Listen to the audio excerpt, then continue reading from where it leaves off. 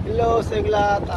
Ngayon pala ay mag-earth resistant test ako. Tuturo ko sa inyo kung paano gawin yun. Kaya huwag nating patatagalin pa dahil medyo mainit dito ngayon sa Saudi. Nasa labas ako ngayon. Kaya sisimulan natin.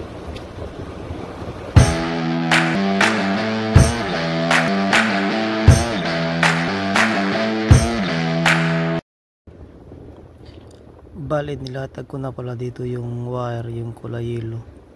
Yung kulay yellow pala, ito pala yung potential. Tapos yung kulay pula naman, yun naman yung current. Tapos ang green naman ay yun naman yung earth niya, bali. Kaya ginawa ko dyan, nilatag ko na lang muna para magawa ko ulit. Tapos yung may bakal naman dyan, dalawang stainless, bali. Yun naman yung spike niya, bali.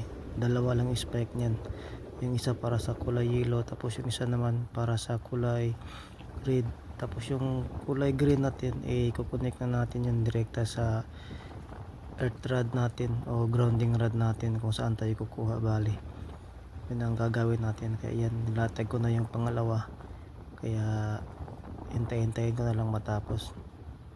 Yan pala, kung makikita nyo, mayroon dyan nakaharang dyan.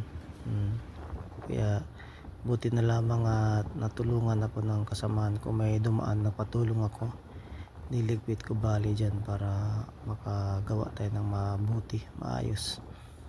Kaya dyan, tapos na, nalatag ko na yan. Susunod ko naman yung spike nya, bali, at para makatuloy na tayo sa ating earth natin. Yung kulay green naman ang susunod natin dyan. Yan lang, bali.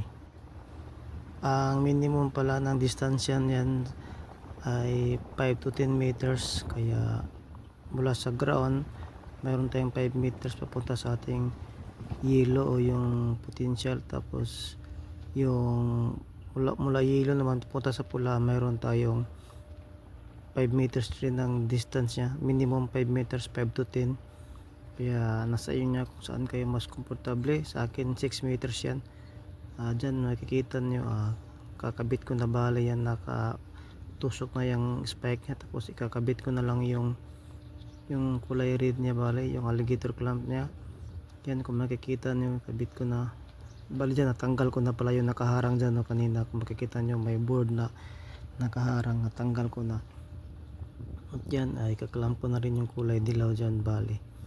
Yan, kung makikita nyo, connect na. Tapos isusunod na natin yung earth natin, yung or kulay green.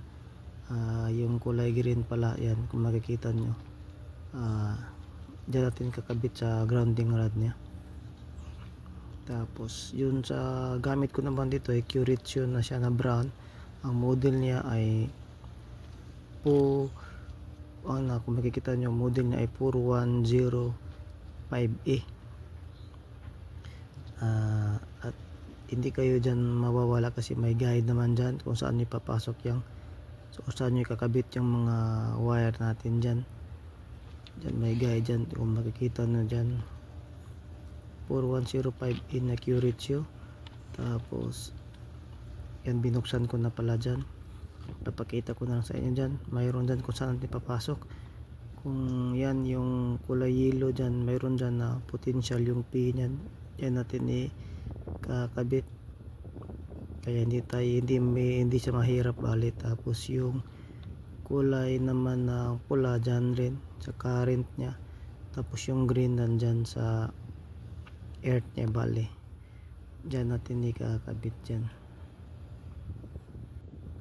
Pag makabit na pala natin lahat dyan, pwede na tayong magsimula, bali. Uunahin natin muna pala yung earth voltage. Dapat wala tayong voltage na makukuha dyan, no? Pipindutin lang natin, pwede natin ikutin pa kaliwa para mag-lock siya. Kung makikita nyo, 0.2, ibig sabihin walang volts, kaya pwede tayong mag-proceed dyan. Iset natin ang selector knob sa 20 ohms, pindutin natin, tapos ikutin pa kaliwa para mag-lock siya. Kung makikita nyo, nag-blink-blink siya, ibig sabihin lagpas yun ng 20 ohms. Kaya ang gagawin natin, isiset natin sa 200 ohms, tataasan natin. Ngayon nakasit na sa 200 ohms. Itatry naman natin para malaman natin kung ilang ohms ba talaga siya dapat. Kung makikita nyo, nag blink blink pa rin, ibig sabihin lagpas yan ng 200 ohms. Kaya isiset na natin sa 2000 ohms ngayon para masukat natin. Kung makikita nyo, mayroon siyang 840 ohms, no, ang taas niya. Ang taas ng kanyang resistance 840 ohms, ibig sabihin bagsak po ito. Kaya ang gagawin ko, re-report ko po ito. Siguro na yung makakarelate nito ay taga Middle East kasi uso kasi yan dito. Kung tinatawag nila ay Alibaba lang, baka yung grounding rod lang yun, maiksi lang yun, kaya bagsak siya. Sa mga critical system naman tulad ng substation, transformer, generator, dapat 1 ohm lang siya below.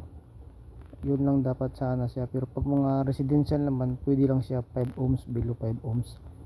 Dahil ito, generator ito, kailangan 1 ohm lang to. Kaya bagsak po ito. Kaya sana ay nakatulong sa inyo ang maikling video na to at sana ay nagustuhan nyo. Yun lamang po. Maraming salamat. Ingat-ingat tayo palagi. God bless.